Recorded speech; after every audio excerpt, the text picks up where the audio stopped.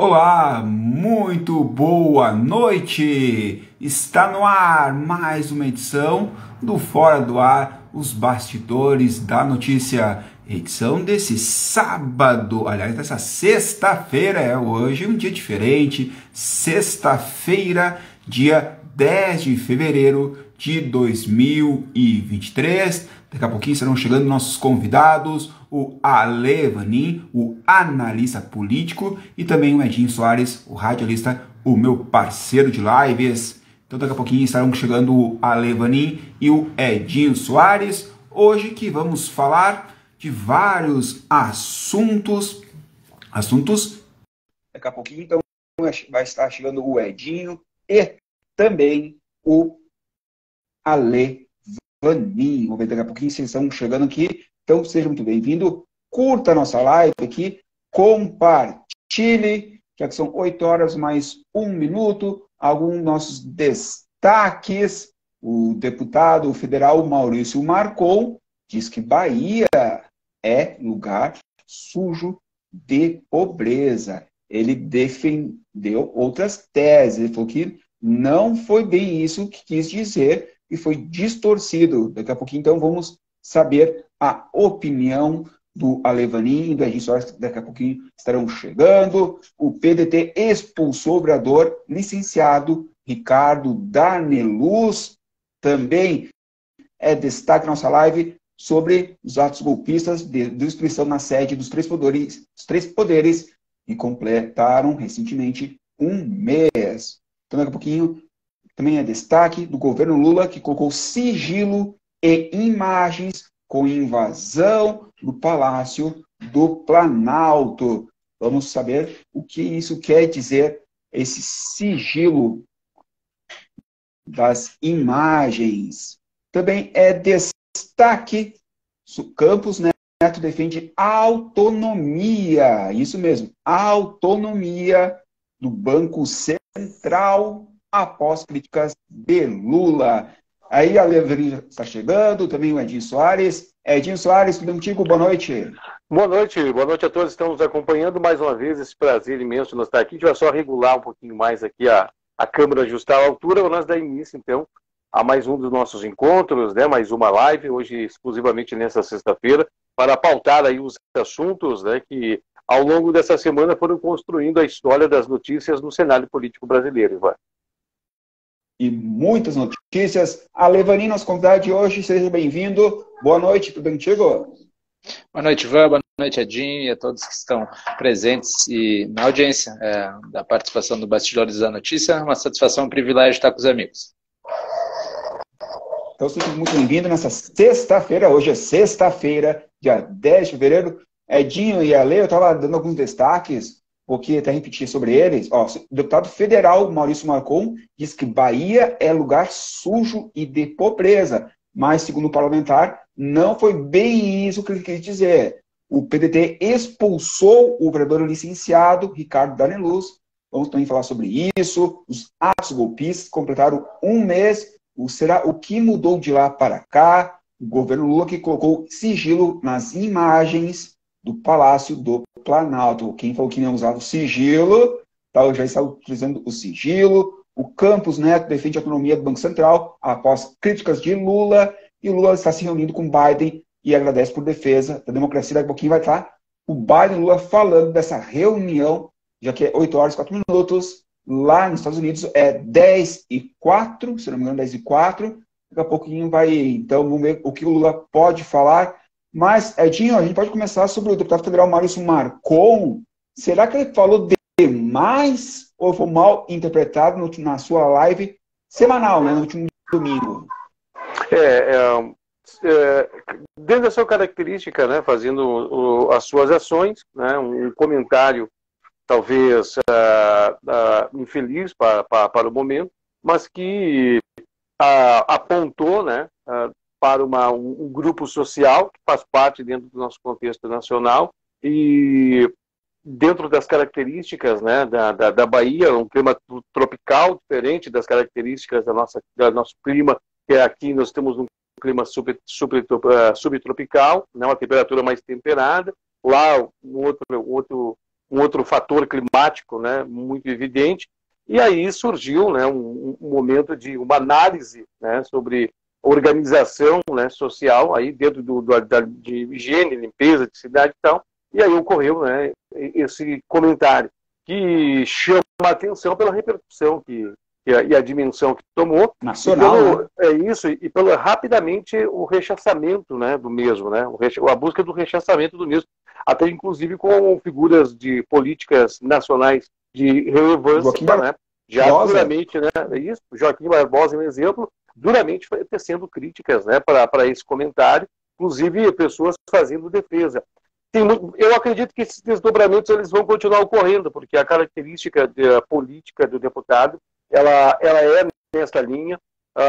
As suas manifestações que estão sendo realizadas em plenário é nessa linha do ataque duro, ostensivo à questão da esquerda.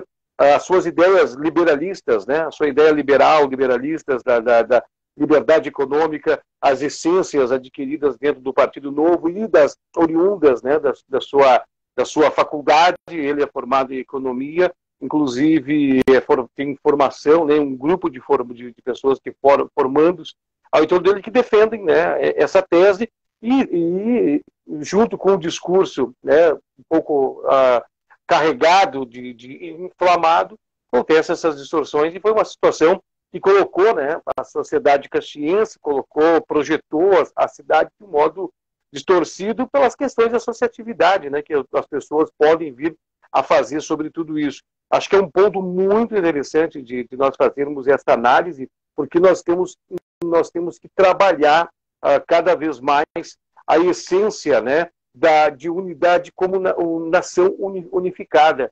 E isso é evidente que nós temos muito forte, muito gritante os regionalismos, né? Nós temos os duelos, né, de regionalidades, nós temos tudo isso ainda, a questão do nosso sotaque, né? E nós temos também as diferenças étnicas, né? A exemplo, nós temos hoje aqui na nossa região mais do sul aquela predominância de oriundos, né, europeus. Nós temos uma predominância muito forte aqui na região, diferente daquelas outras regiões. Não que lá não esteve, lá teve sim, teve a presença dos portugueses, muito forte, muito marcante, mas nós temos também, né, aí a presença do indígena, nós temos também a presença muito forte, inclusive com a cultura, né, com a expressividade de sua cultura, dos negros, né, que faz a escravidão. Então, com certeza é diferente, é outro Brasil, é outra realidade, né? Diferente talvez do olhar daqui para lá, com certeza eles olhariam também de lá para cá com as suas diferenças, né? E as palavras saíram destoadas nesse momento e carregou-se as interpretações e a repercussão que deu aí. E a levaria essa grande repercussão nacional até o ex-ministro Joaquim Barbosa falando sobre isso. Falou demais, de repente, o Maurício Marcon ou foi mal interpretado? O Maurício, a gente já tem a oportunidade de conhecer ele na nossa comunidade, né? E o Maurício é um político verborrágico, né? Ele costumeiramente é um pouco destemperado na maneira como ele se manifesta, apesar que foi assim, né? Nessa forma sincera e verborrágica, desculpem a repetição, de exercer a sua comunicação, que ele conseguiu conquistar o eleitorado, que o fez o vereador mais votado de Caxias, na eleição de 2020, e o fez conquistar 52 mil votos do eleitorado caxiense, né, dos 140 mil que ele acabou conquistando para deputado federal, né, uma votação muito expressiva. Ele, desde o início do mandato, ele já quis se mostrar como um opositor ferrenho ao governo Lula, usou um adesivo nas costas no momento da diplomação, né, e ele realmente quer marcar esse território. Nesse momento que ele estava falando da Bahia, na verdade, eu acho que ele teve um problema na construção da narrativa dele, né? Ele estava dando um exemplo sobre a diferença da maneira de fazer política e do que tinha vivido lá como turista. E se expressou muito mal. E eu não acho que ele se expressou mal especificamente por ter falado sobre o ambiente sujo ou os outros adjetivos que ele usou. Inclusive, na comparação, quando ele faz com o Haiti, o Haiti é um país que sofreu olha, tudo de triste que uma nação pode sofrer, desde desastres naturais até condições políticas abomináveis, o Haiti sofreu. Então, o Haiti não merece carregar essa pecha de ser um lugar simplesmente desgraçado, né? A história da nação é triste, né? Ela deve receber o acolhimento, como aliás o Brasil já o fez, inclusive em várias missões humanitárias, né? Então, assim, ficou ruim em todos os aspectos. Ficou ruim porque criou uma rivalidade regional que já foi acentuada durante a campanha, né? Já se criou uma divisão entre os locais onde o ex-presidente Bolsonaro conseguiu votações mais significativas e os locais onde talvez tenham garantido a pequena vantagem que fez do Lula o novo presidente. Então, tudo isso se acendeu logo depois de um momento que a gente vai tratar depois, onde os ataques ficaram mais explícitos. Então, nada dessa narrativa ficou boa para o Maurício e expôs, né, de uma maneira ou outra, o início do mandato dele, já com uma pecha, com um carimbo. Sempre reverbera para a cidade, semana, né? Então, assim, tudo isso ficou ruim. Ele fez um comunicado oficial, uma nota oficial se defendendo. Teve as desculpas no plenário da Lídice, né, a ex-prefeita, ex-senadora e atual deputada federal da Bahia. Então, entre os pares ali houve uma reconciliação, uma reconstrução, mas é que a notícia que vem depois, essa da reconciliação, da desculpa, ela vai repercutir muito menos, né? Então, assim, vai ser difícil para o Maurício construir nesse momento inicial do mandato dele fora da bolha. A bolha reagiu bem às frases que ele usou. Se tu observar, eu procurei, ao longo dos últimos dias, desde a primeira repercussão, acessar diversos portais diferentes para ver qual era a reação dos comentários. E dentro da bolha, a bolha entendeu ele. Só que ninguém é deputado de uma bolha, né? Ele é um deputado que representa a cidade, o Estado, né? Representa, um dos 513 que define o futuro. Exatamente. Então, nesse sentido, acho que ficou ruim. Espero que ele consiga dosar um pouquinho melhor, mesmo as boas intenções, se mal explicadas, né, acabam indo pelo ralo. Né? Outro detalhe também, complementando, chamou a atenção as visualizações, né, no momento, né, 212 mil pessoas, como disse, né, uma bolha, né, dentro da questão da bolha, mas é um número expressivo, né, um número alto. Pode falar, Ale. Não, eu só ia complementar que o Maurício, ao longo da campanha dele para deputado federal, ele já repercutia nacionalmente. Quem acompanhava as lives dele, observava os comentários, pessoas do país inteiro expressavam: eu gostaria de votar no Maurício se ele fosse do meu estado e tal. Então ele já começou o mandato com uma repercussão nacional. Por isso também que foi tão rápido para ser retumbante o que ele falou, né? E isso é tão bom quanto perigoso para a carreira política dele, né? Porque a partir do momento que ele vira um alvo, todo mundo sabe que a oposição e a situação na política sabe perseguir, os dois lados sabem perseguir. E ele pode ser um desses alvos. Então, acho que ele vai precisar de uma orientação, dosar um pouquinho, né? Para que esse sincericídio dele não o coloque em maus lençóis. E outro detalhe também, né, interessante, a fala, complementando o que você está dizendo, e precisamos de projetos políticos urgentes, né, para que venha trazer desenvolvimento aqui para a nossa região e também que participe, né, de uma forma ativa nas pautas que vão decidir não somente o ano, mas que vão decidir os próximos anos do nosso país. Tem muita coisa para poder se trabalhar. E acho que ficar nessa posição, né, nessa posição de água batendo sobre rocha, né, água batendo firmemente sobre rocha, pode ser que seja um desgaste muito grande com o passar do tempo. Tem que aproveitar esse momento e reverter em ações para a sociedade, que é o que a sociedade está aguardando. Essa postura não constrói nada, né? Essa é a verdade. Essa postura não constrói nada, acho que não é o caminho. Destrói, mas né? Para tudo tem uma correção, e deu para perceber pelo próprio o movimento político dele na sequência, né? Ele esteve reunido hoje com a secretária municipal da Saúde e acompanhado do vereador Scalco, se comprometendo a destinar as emendas impositivas totalmente para a região da saúde, para a área da saúde, através das demandas indicadas pela secretária do município. Isso é um acerto. Isso é um acerto de mandato, é uma das coisas que o deputado pode fazer pela região, e espero que essa consciência ele leve dessa maneira o mandato daqui para diante, que sirva como uma lição que, às vezes, cuidar um pouquinho com o que fala e a repercussão que isso pode gerar para a sociedade. Mas o Marcon que garantiu, então, uma emenda de 6 milhões de reais para a saúde de Caxias do Sul. 8 horas mais 15 minutos, temperatura em 22 graus. Quero mandar um abraço para a Daniela Silva, também para o Bruno Vanin. Conhece ele, Ale? Conheço, irmão mais novo. A Juliana Shepp, também o Márcio Rodrigues, fotografia, o VFB Silva, o Everton Preto, muito obrigado aqui pela nossa audiência, o Davi Machado, o Marcos Longaray, o Marcos Fernando, o Carlos Wilke, aquele abraço, Carlos Wilke, quanto tempo a gente não se fala? 8 horas mais 16 minutos, continuamos por Brasília. Atos golpistas, Ale, completam um mês e permanecem presos 937 pessoas. O que mudou de lá para cá, na tua opinião, Alevaninho?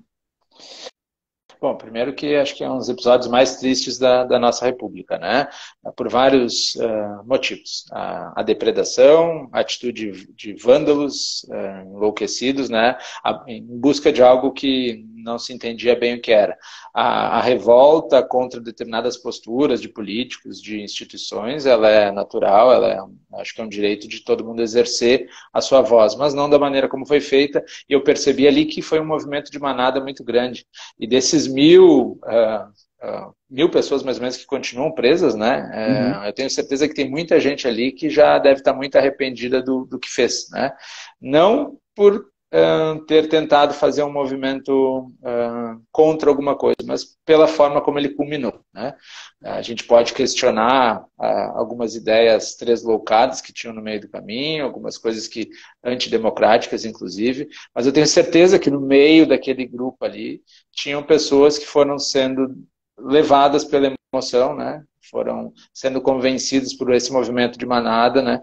E que depois se mostrou muito inconsequente. Essa ação, eu não tenho dúvida nenhuma, que é muito triste para a nossa história, muito boa para o início do governo Lula, por mais duro que seja, é muito bom para o governo Lula, pelo seguinte, o movimento de oposição bolsonarista foi enterrado naquele momento ali, ou foi muito abafado, né? Então, assim, a postura política, a dominação carismática que o Lula conseguiu fazer desse episódio, de que ele estava fazendo, que ele tinha sido eleito por uma reconstrução, foi chancelada por quem deveria, na verdade, não ajudá-lo, né? Bem pelo contrário. Então, assim, é incrível como uma falta de, não sei qual é a palavra correta para usar, né?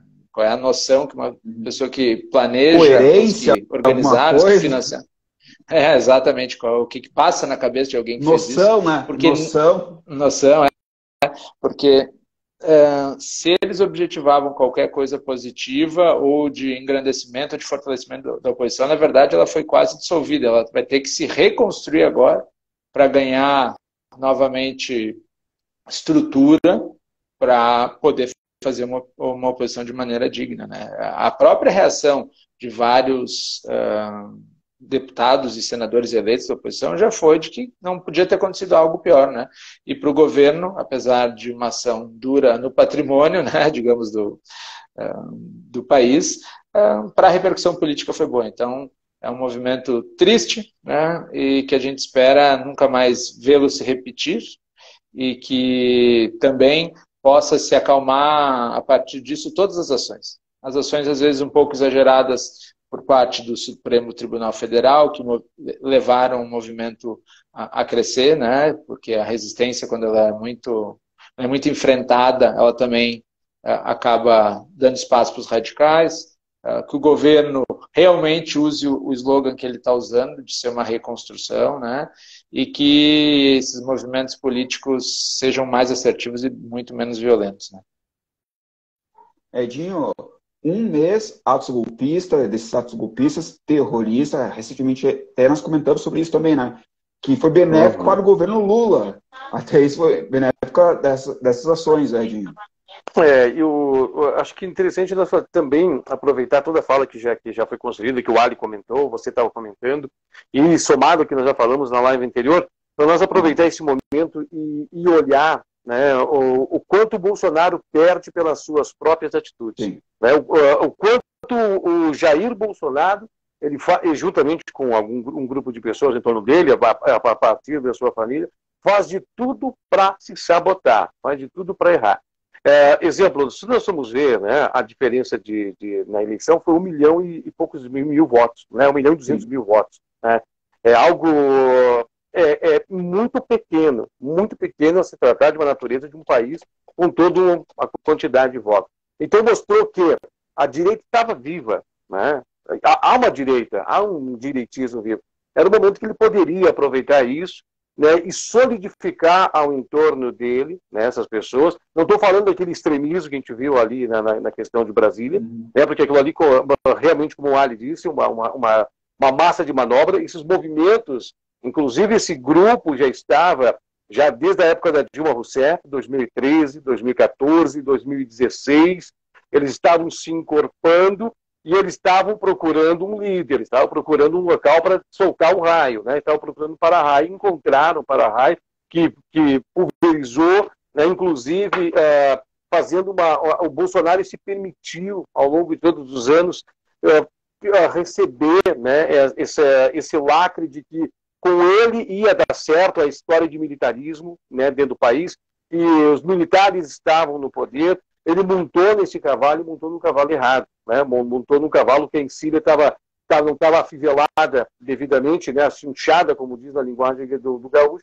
e acabou do jeito que acabou tudo isso. E tem desgaste do seu capital político, perde nesse exato momento, derrete nesse exato momento todo o seu capital político que podia estar aproveitando, podia estar aglutinando, podia estar concentrando, inclusive ainda suas ações prejudicam ali aquela manobra que a Michelle Bolsonaro está tentando fazer para segurar o Congresso. Segundo se aventa, segundo informações, até mesmo ditas pelo Jair Bolsonaro, a princípio ele está para vir aí, né? Estaria para retornar o Brasil em um momento oportuno, não sei se vai vir, não sei se não vai vir.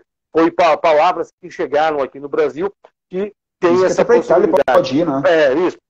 Tem que ver realmente o que vai conseguir agora puxar o entorno dele. Eu tenho certeza que quando chegar lá no Congresso vai ter muito deputado, como já está mostrando o próprio PL, que vai virar para o outro lado e vai fazer que não ouviu. E isso mostra, né, a tremenda falta de estratégia, um homem de militarismo, um homem que treina estratégia. Aí faltou muita estratégia na condução e a sociedade a sociedade brasileira aguardou no momento da Covid-19 o líder aparecer, aquele líder que estava todo mundo aparecer, não ocorreu também ali e apresentou naquele exato momento que não poderia ter sombras, né? Não podia ter sombras perto dele, tudo ofuscava, né, sua presença, tudo deixava ele inseguro e muitas pessoas que entenderam aquilo ali saíram do governo. Quem não saiu se submeteu, né, a ficar quieto, a ficar calado e permitir. Inclusive derreteu, né, o superministro da Economia. Lembram do caso do superministro? O superministro da Justiça, o superministro da Economia, os superministros também foram torrados e deixaram aí suas marcas, né, com uma mancha, vamos dizer assim, e um legado triste associado a tudo que fizeram.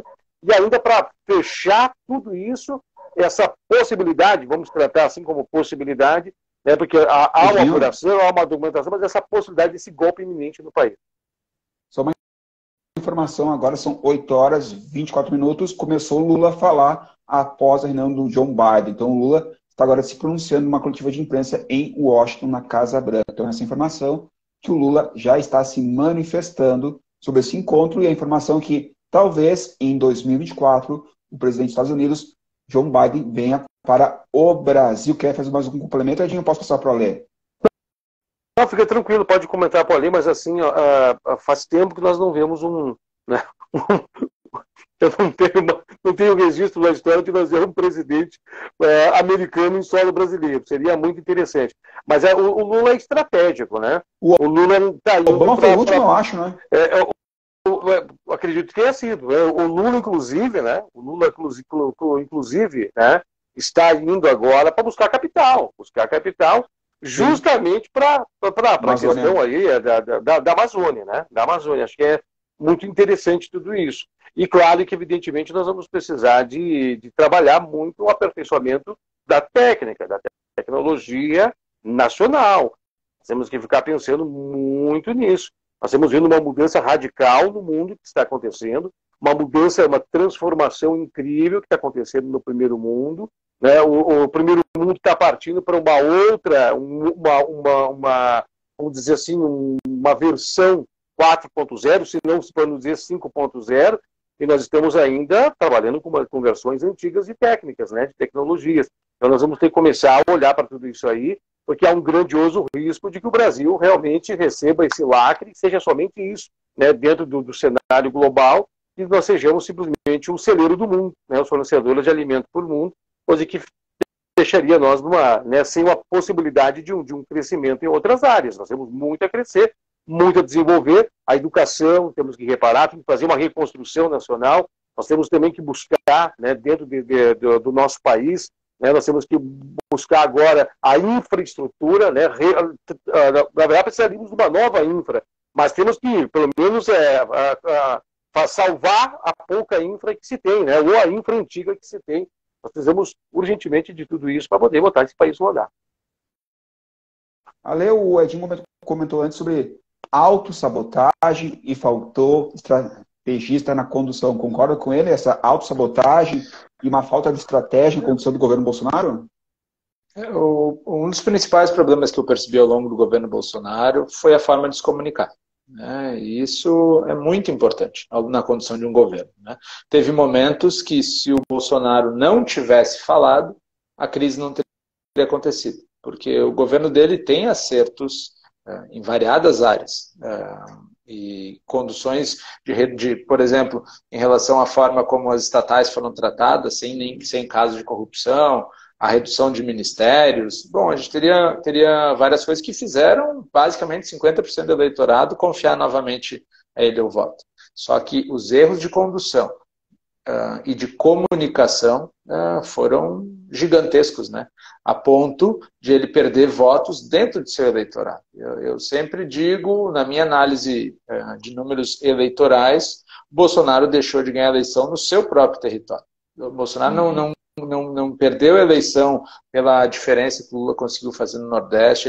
Ele perdeu a eleição nos 6 ou 7% que ele reduziu no Rio Grande do Sul, 5 ou 6% que ele reduziu em Santa Catarina, no Paraná, em São Paulo. Então, todos os lugares onde ele perdeu o seu eleitor, que seria cativo, né, foi ali que, para mim, faz a diferença desse pouco mais de 1 milhão que diferenciou, o tirou da eleição. Né? E aí, todas as coisas boas que ele eventualmente fez, mal comunicadas também, vão ter dificuldade.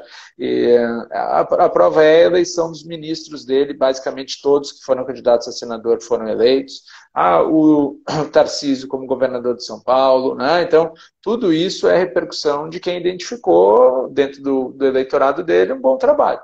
Só que, sem estratégia, sem comunicação, e se atrapalhando por muitas vezes na hora da tomada de decisão, tendo rompantes, né, numa posição tão importante quanto a presidência da República, a liturgia do cargo, ele desrespeitou. Né? E aí, nesse momento, eu acho que ele deixou esvair pelas mãos uma eleição que estaria na mão dele. Eu tenho certeza que o Lula era um candidato possível de vencer o Bolsonaro pela capacidade que ele tinha de aglutinar, mas de uma rejeição do tamanho. Né? Então, assim, o que faltou para o Bolsonaro foi ter cativado votos que tranquilamente poderiam ser de um governo mais à direita ou mais ao centro, e que daqui a pouco foram captados pela candidatura do Lula, inclusive por ter jogado a campanha dele toda para o centro. Geraldo Alckmin é um acordo da candidatura com o sistema, né? Você é um personagem claro de que era o Lula centralizando a conversa, jogando muito mais para a direita do que para a esquerda. Aliás, é um tema para se falar em um outro momento. Eu estranho a forma como o Lula está se comunicando no início do governo. Não tem nada a ver com a forma como conduziu a campanha e está desconstruindo algumas pontes que estavam bem estruturadas e está reconstruindo outras através do jogo político, né? Esse loteamento de cargos e coisa que ele tem muita habilidade em fazer. Até podemos falar sobre isso, né, Dinho? Esse discurso do Lula tá diferente do que foi na campanha. Ele tá um Lula diferente do que conhecemos, né, Dinho? Ivan, a sua fala no sentido do episódio dos juros? Também, porque pelo que a gente acompanha, Dinho, o discurso do Lula está sendo bem diferente do que acontece, e dos juros também do Banco Central ali, em que ele quer tirar a autonomia, sendo que anteriormente ele era a favor disso, também complica. Porque se antes a autonomia era bom, porque agora não é bom? Sabe o que as observações que eu faço nesse exato momento são ainda impressões. O Lula está um pouco afoito em mostrar resultados, né? O seu governo não tem 100 dias, né? Então, deve-se aproveitar... 40 dias, né, Dinho?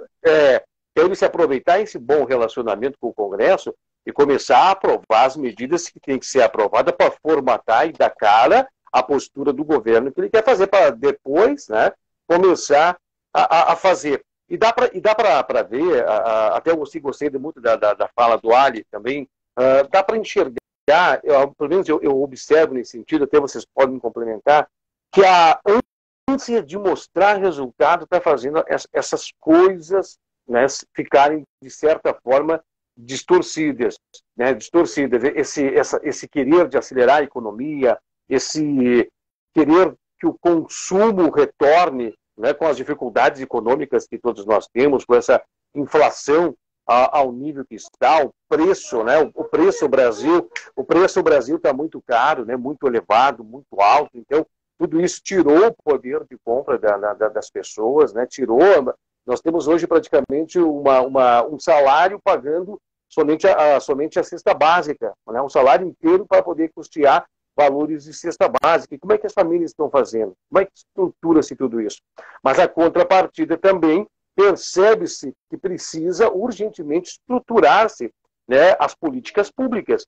E as políticas públicas serão os tonalizadores, né, das ações que tem que se fazer. Mas primeiramente é assim, né? Primeiramente é o seguinte, quando nós chegamos numa terra, né, a terra está desvastada, temos que preparar o solo, posteriormente lançar sementes, e depois regar, cuidar, para depois lá na frente colher. Tem um tempo para isso. Acelerar as coisas assim e distorcer, acho que não dá certo. O que incomoda um pouco é o seguinte, né? Todos sabiam que o presidente do Banco Central tinha um mandato fixo, né, de 2021 ao final de 2024, ou seja, o Lula foi eleito, foi candidato a presidente, depois foi eleito, sabendo quem seria o presidente do Banco Central e a autonomia que ele teria. Né? Ele não falou, não questionou isso durante a campanha. Dá outro exemplo. Durante a campanha fala sobre correção, sobre a questão do imposto de renda. Né? Aí inicia o governo, diz que não pode mudar, depois se descobre que pode sim, mas não faz porque vai apertar as contas ali. Né? Afinal, é a prática do discurso eleitoral. Né? Vou falar o que agrada, né? Vou falar de pessoa que ganha 5 mil reais não vai pagar imposto de renda e depois não consigo cumprir a que ganha 2 mil. Não consigo cumprir. Vou falar que respeito as instituições, respeito a independência do Banco Central e depois, a cada 2 ou 3 vezes por semana, é a terceira manifestação de enfrentamento em relação à taxa de juros do Banco Central. E aí depois vem o Haddad para consertar, dizer que não, a nota explicativa já foi bem melhor do que a manifestação inicial do Copom. Então, assim, eu percebo um Lula bem menos paz e amor do que foi o Lula de 2002 a 2010. Durante a campanha, na hora dos debates, tu já percebia isso. No momento que o Lula ficava cansado, que ele começava a diminuir sua volúpia, né? ele já começava a botar um pouco os pés pelas mãos. E agora ele está no microfone todo dia. Esse erro que o Bolsonaro tinha de falar ali no cercadinho, às vezes falar demais, o Lula também está começando a enfrentar, porque o tempo inteiro ele é abordado, ele começa na ânsia de demonstrar, como o Edinho falou, alguma coisa, que o governo dele já tem uma cara, que o governo dele é diferente do que foi feito antes, ele acaba botando os pés pelas mãos. Mas ele acabou de construir uma maioria muito interessante no Congresso, né? Rapidamente, conseguiu eleger quem ele queria para a presidência da Câmara e do Senado. Então, é só ter um pouquinho mais de calma para não assustar demais o mercado. Porque a gente sabe que o mercado, que ninguém sabe qual é a cara dele, mas a gente sabe bem como é que ele reage. E o Brasil é dependente de capital que vem de fora e a gente tem que ter um pouquinho de tranquilidade para conduzir essas posições do presidente. Né? E complementando o que o Ali disse, sabiamente comentando, e dá para refletir também, se hoje a taxa de juros está regulada àquele valor, né, nós temos que ver que as próprias ações do governo também sobrecaem sobre isso. Se lembra da questão do próprio valores dos R$600 destinado para um programa social, isso tudo, né, acentua índices inflacionários e o que faz elevar a taxa de juros? É o dispositivo de freio, tanto para frear a elevada dos preços, tirando o dinheiro do mercado, dificultando o acesso ao crédito, mas como também fazendo um aceno ao cenário internacional para ver se joga dinheiro para dentro. Né? Então, a taxa de juro ela é o dispositivo para se moldar tudo isso. Nós estamos falando hoje de um real que está acima do 5 um real que está do dólar, né, o contrato, que está acima dos R$5. Nós estamos falando de uma moeda que está desvalorizada e muito. Né? E para recuperar essa saúde que tem, já demos para ver. O Ali comentou de forma muito sábia. Né? A gente tem hoje, né, um país que precisa de muito de importações. Né? Inclusive, nós temos o petróleo, nós temos muitas commodities que vêm de fora e tudo isso influencia o preço. E o preço é influenciado de que maneira? Chega nos supermercados. A gente nota, nós percebemos nos supermercados aonde é que vai a escalada dos preços. Afrouxar agora a questão dos juros e injetar dinheiro é dar mais fôlego para os preços continuarem a subir e, posteriormente, também perder as rédeas do controle. Então, acho que é interessante a maturidade, paciência. Eu acredito, percebo também que há um tom de jogar para a torcida. Digo para vocês em que sentido, nobres colegas? Digo isso para ti no sentido de que eu estou cobrando. A mesma tática que o Bolsonaro dizia, né? Eu usava, eu estou cobrando, eles não fizeram porque eles não quiseram, mas eu estou pedindo, né? E eu não pude fazer porque o juro não baixou. Talvez seja já um álibi, né? Arrumando alguns álibis para ele.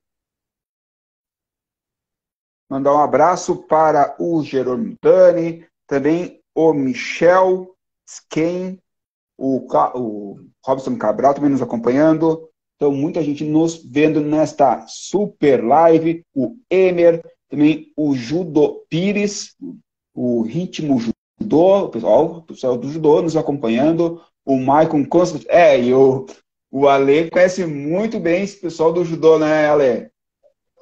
Não, isso aí provavelmente, atualmente eu exerço a função de vice-presidente da Federação Gaúcha de Judô, né, e aí acaba o pessoal do estado inteiro, até agradeço a parceria dos judocas aí na live, né, a política é um assunto que interessa para todo mundo, influencia no esporte também, então é bom ter a audiência deles também. O Marcelo Oliveira, da Rádio Caxias, também o Regis da Luz, torcedor Grená, nos acompanhando muita gente. Fala, Edinho. Bacana. Não, só queria mandar um abraço especial para o Marcelo Oliveira, né, um grande colega que eu guardo dentro do coração. Tivemos essa oportunidade muito grata pela vida de trabalharmos juntos. Foram anos proveitosos. Né? Isso aí, foram anos maravilhosos, foram anos proveitosos e não tenho dúvida que hoje tudo que o Marcelo Oliveira cresceu como profissional, ampliou, melhor dizendo, né, enquanto profissional. E hoje, né, o legado que está tendo dentro do cenário, né, aí caxiense de notícias, sem sombra de dúvida, é graças ao seu profissionalismo. Parabéns a você aí, Marcelo. Hoje ele manda na Rádio Caxias, o Marcelo de Oliveira. Aquele abraço, tô brincando com o Marcelo, mas um grande profissional. Eu acho, Edinho, que a gente pode dizer que às vezes as atitudes do Lula se equivalem ao Bolsonaro, né? Algumas falas que acabam falando demais e prejudicando o próprio governo em si, principalmente da economia, né, Edinho? O que nós também podemos, acho que, complementar, e me chama muito a atenção, você falando agora em linha de ação, em linha de governo, muitas vezes falar demais. Nós temos a figura do Alckmin dentro do governo. A figura do Alckmin ela é decisiva, ela é estratégica para não somente a construção da corrida eleitoral, mas ela é estratégica por ele ser a pessoa mediadora. Ele é o mediador, ele é a pessoa que está incumbida dentro do governo das relações, ele é a pessoa que está, né, incumbido de fazer as ligações, e o Alckmin, né, tem uma vasta experiência política. O que eu quero complementar com essa minha colocação de tudo isso? Entendemos que aparentemente está transparecendo isso, que o perfil do Lula vai ser as viagens novamente. Viagens internacionais, posteriormente viagens pelo Brasil, mas alguém vai ter que estar lá em Brasília. Alguém vai ter que estar lá em Brasília fazendo a lição de casa e o dever, né? E despachando a papelada. Então, possivelmente, está vendo aí que pode ser que, no decorrer da situação, as pessoas começam a olhar mais a Alckmin, né? As autoridades, as pessoas do cenário político observando mais o Alckmin e delegando, né? Delegando e despachando e passando, muitas vezes, o discurso do Luiz Inácio Lula da Silva. Um detalhe, ainda não está muito claro, mas evidentemente, se a saúde permitir, vai ir tentar uma reeleição. Não está muito claro se vai querer fazer apenas esse primeiro mandato, só para tentar catapultar novamente a esquerda no cenário nacional, para assim poder construir novamente, né, quem sabe o mesmo legado de história já construída aí de vastos anos dentro do poder, mas tem um trabalho, tem que ter calma, tem que ter paciência, né, isso tudo para se construir, e tem que afastar de vez essa sombra de inseguranças e começar a mostrar os resultados, que é o que todos nós vamos ver. Mas esses resultados, de pé no chão, todo mundo entende. Não se consegue para agora. O tornado passou, destruiu, né? A casa está no chão. Nós temos agora que separar o que nós vamos ocupar de madeiras boas ou de utensílios bons para depois poder usar na nova casa. Mas até construir a nova casa demora um tempo para isso. Quer ler sua opinião sobre isso e a importância do Geraldo Alckmin no governo Lula? Ele liderou a transição, né? Ali já deu uma marca muito forte de que ele seria um fio condutor das políticas que a esquerda quer e que o centro, que ajudou a essa eleição, né, na corrida eleitoral, estaria proposto. Ele, ministro da Indústria, né, já mostra com quem que ele vai se relacionar, ex-governador de São Paulo, tem Fiesp, tem muita coisa grande e significativa envolvida. Então, acho sim, eu faço uma correlação que é como ele fosse uma garantia fiduciária, né? Quando a gente financia um imóvel, a gente vai lá e dá o bem em garantia, né? O Alckmin é a garantia fiduciária do governo Lula com o mercado, né? E aquela sombra atrás, né? Se o Lula escorregar, né, tem alguém prontíssimo para assumir um governo com a experiência, com o traquejo, inclusive já tentou algumas vezes, né? Então, é um personagem interessante de se observar os movimentos que ele vai construir ali dentro, mas tenho certeza que ele é uma figura que soma muito perante a construção política e o entendimento da indústria e do mercado. Edinho, Lula está nos Estados Unidos. Conforme ele, o Brasil volta ao cenário mundial, afirmou o presidente Lula após o encontro com o presidente dos Estados Unidos, Joe Biden. Portanto, após a reunião com Joe Biden, o presidente Lula afirmou que os Estados Unidos vai participar do Fundo Amazônia. Eles vão participar do fundo. É necessário que participe. Portanto, Lula nos Estados Unidos. Qual a importância, Edinho, dessas viagens do Lula para o exterior? Eu estava analisando aqui a tua fala e entendendo mais ou menos já a direção da pergunta. E eu tô aqui raciocinando, estou tentando refletir, estou tentando desatar esse novelo ainda, para entender o que a China e a Rússia estão pensando de tudo isso, né? Desse aceno até então com Biden, né? Essa conversa, essa exaustiva conversa, vamos dizer assim, porque a conversa começou e o pessoal ficou aguardando, e como tu disse, já é quase meia-noite nos Estados Unidos, e agora que estão começando a falar, né? Agora que estão indo para a discursiva.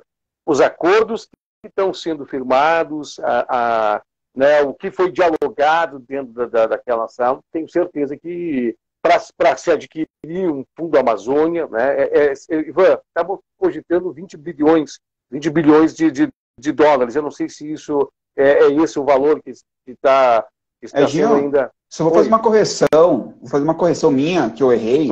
Antes eu falei que é 2 horas para frente. Não, é 2 horas a menos que Brasília. Eu quero fazer essa correção, que o Washington foi um erro meu, que é 2 horas a menos que Brasília. Então lá, entendi, lá estaria então anoitecendo ainda. Não, correto. Agora, né? É 6 horas e 45 minutos em Washington. 6 horas e 45 minutos. É um país gigantesco, né?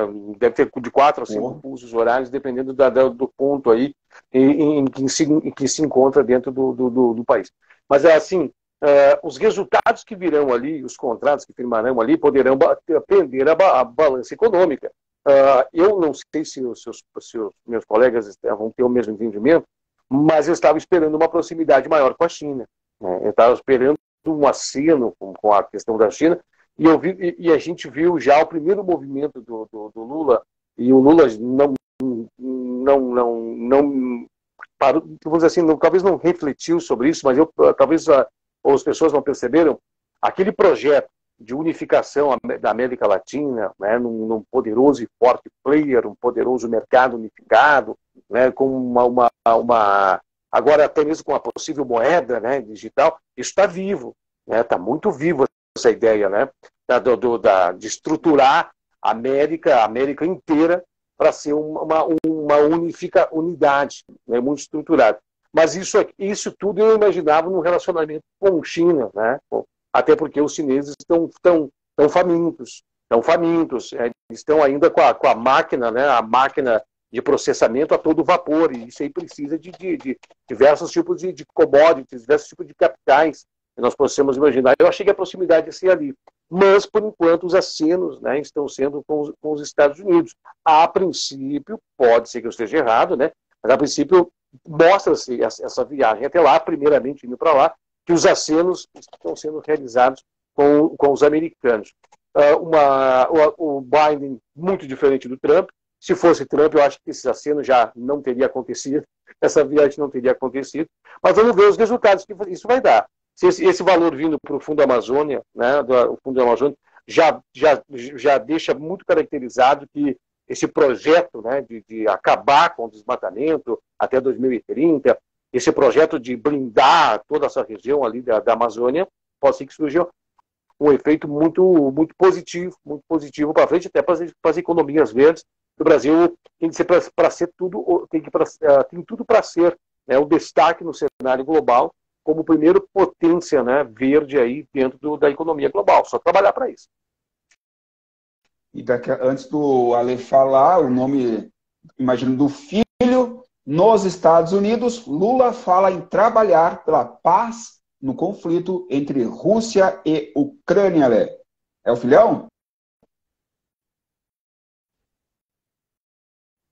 Cortou um pouquinho, pode repetir, Van? Nos Estados Unidos, Lula fala em trabalhar pela paz no conflito entre Rússia e Ucrânia. E também o nome do teu filhão aí, imagina que é o teu filhão. Ah, sim, esse aqui é o José Pedro, mais velho dos dois meninos aí. Tá curtindo a live com a gente. Eu estava ouvindo a Edinho falar e pensando, né, como é como é volátil, né? Como são voláteis as posturas internacionais do Lula, né? Um dia ele está defendendo ditaduras abomináveis, como a questão de Cuba e da Venezuela. No outro ele está sentado ao lado do imperialismo maior, que é os Estados Unidos. No outro ele está reconstruindo a paz entre a Rússia e a Ucrânia, né? Na verdade, a China. Em outros momentos ele estava fortalecendo o BRICS, né? Com Índia, Rússia, China, né? Então, assim, vai ao sabor do vento, né? E eu acho que um pouco isso é necessário, uma construção política necessária, mas também mostra um pouco que não sabe bem para onde quer ir e, nesse momento, qualquer caminho serve. O Brasil sempre vai ter que ter uma relação afinada com Rússia, Índia, China, Estados Unidos. Mas é um mercado de vai e volta o tempo inteiro. Então, assim, quem quiser virar as costas para eles está rasgando dinheiro, está desrespeitando a nossa economia, está desrespeitando a nossa indústria. Então, assim, eu vejo que muitas vezes essas conversas são mais um discurso político do que algo de efetivo mesmo, porque um é interdependente do outro, né? Os Estados Unidos nunca vai deixar o Brasil de lado.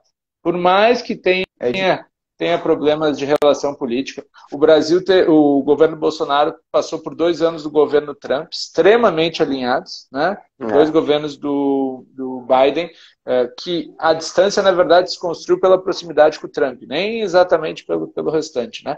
E não se deixou de fazer negócio, né? Então, assim, muitas vezes é só uma construção mais narrativa, mais uma coisa diplomática, né? Do que efetivamente algo que a gente vai sentir na pele, assim, né? Porque o Brasil é um país muito grande, muito representativo, 7ª, 8ª, 9ª, 10ª economia do mundo, mas sempre gigante, né? E sempre vai ser respeitado, mesmo quando os políticos tomam, às vezes, posturas que assustam um pouco, né? E que nos envergonham. Eu falo de todos que já passaram, que já fizeram grandes coisas e grandes coisas tristes também, mas afinal, a representatividade do Brasil nunca vai nos deixar no lado obscuro aí. Tenho certeza que o Brasil sempre vai ter um valor muito grande no mercado internacional. 8h51 minutos, temperatura em 22 graus. Você está acompanhando o Fora do Ar, bastidores da notícia, estamos chegando quase na reta final. Dinho, eu sei que a gente podia falar mais do Lula nos Estados Unidos, mas por causa do nosso tempo, daqui a pouco vai cortar nossa transmissão aqui, temos que falar sobre a expulsão do vereador licenciado Ricardo Daneluz do PDT. Ricardo Daneluz, que sempre apoiou o governo Bolsonaro contra as ordens do PDT, e agora que ele assumiu a Secretaria de Turismo, também contrário ao que o PDT queria, não quer participar do governo, mas por causa de tudo isso, o Ricardo Daneluz acabou sendo expulso do PDT. Chamou a atenção essa notícia da semana, além do Marcon, também esse fato do Ricardo Daneluz. Esse processo, segundo comentavam assim nos bastidores, ele já estava correndo há algum tempo internamente, né? Quando eu falo do processo, o processo interno do partidário, né? Isso, do Daneluz.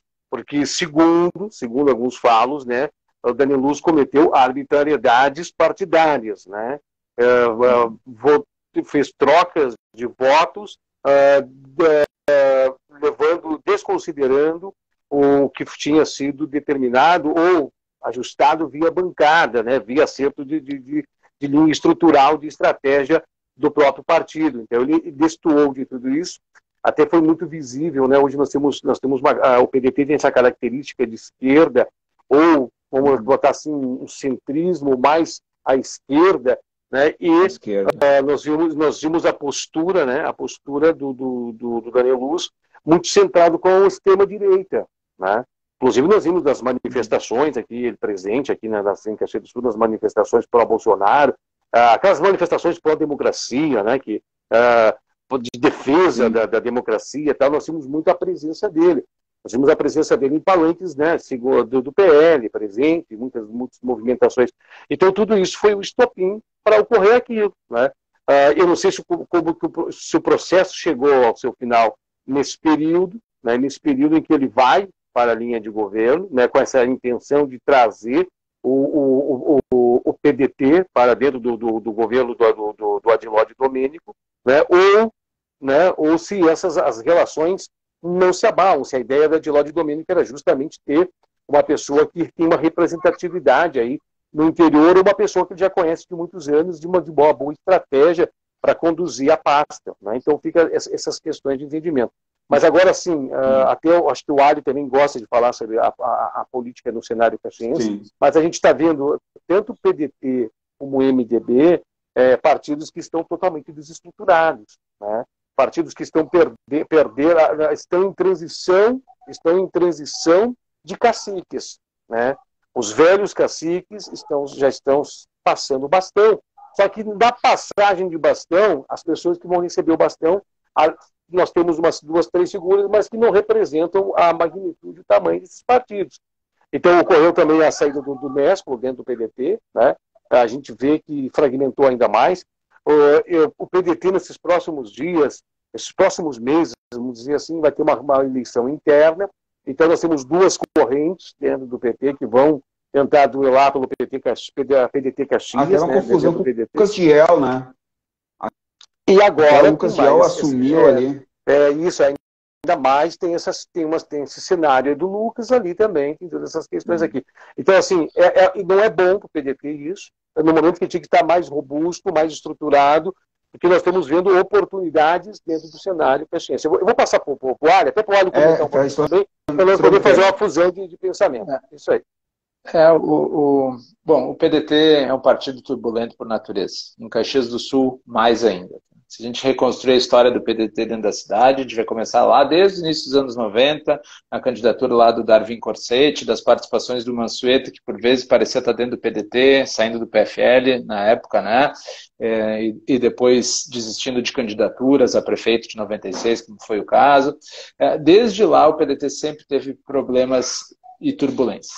E aí o PDT vai passando esse tempo e constrói um grande momento histórico, que é o final dos anos de 2010, com a eleição do prefeito Alceu em 2012. Vejam o que era o PDT naquele momento. O PDT tinha elegido Alceu Barbosa Velho como deputado estadual, antes vice-prefeito, né? Como vice-prefeito, eleito deputado estadual, aí eleito prefeito.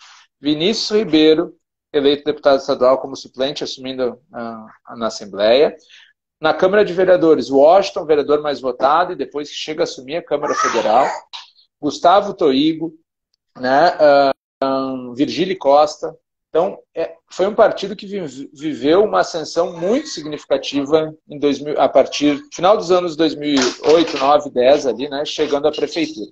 E a partir dali, ele volta a ter um momento interessante de construção de personagens políticos a partir do governo Alceu. Ricardo Daneluz é subprefeito de Vila Oliva com 23 anos e Velocino Ex, subprefeito de Galópolis. Os dois acabam eleitos vereadores e somam-se a eles o Rafael Bueno, né, que vindo do PCdoB. Então, tudo isso levou o melhor momento do PDT e, a partir dali, uma desconstrução por completo.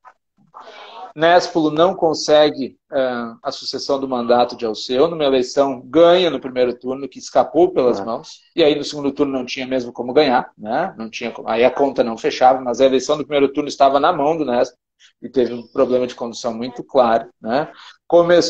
Esses vereadores, Vinícius não conseguiu a reeleição para deputado, Washington teve um problema também de condução da vida política dele, né? E depois ainda passou pelo futebol, e aí foi o que faltava para levar um choque, né, na passagem dele pelo Caxias em 2015. Toigo desiste de ser vereador, né? Então começa uma série de situações do PDT, não consegue ir para o segundo turno na última eleição com o Nespolo. Eu estou encerrando o tempo aqui, vai estourar a live, a gente tem 1 hora de live aqui, senão o Instagram derruba. A gente continua em outro momento, até te peço desculpa, é que vai estourar ao mesmo tempo, e aí acaba derrubando. Mas a gente, com certeza, vamos abordar numa próxima oportunidade. 15 segundos no máximo ali para a sua despedida aí. Só agradecer a oportunidade, dizer que a gente tem bastante conversa pela frente. Até a próxima, Edinho, Ivan e todos os amigos que participaram. Valeu, Ale. Até uma próxima oportunidade. Com certeza vou te chamar mais vezes. Edinho, No máximo 15 segundos, pelo amor de Deus. Um abraço para o Ali, parabenizar ele pela participação, belíssimos conhecimentos, tem que trazer para dividir esse suco com a gente, né? Passar um pouco desse conhecimento para nós, é importante. E agradecer a todos que acompanharam mais uma vez esse nosso trabalho. Hoje, excepcionalmente na sexta-feira, vamos retornar semana que vem. Agradecer a todos aí. Valeu, Edinho, valeu, Levanin. Retornamos uma próxima oportunidade. Um bom final de semana. Até a próxima. Tchau, tchau.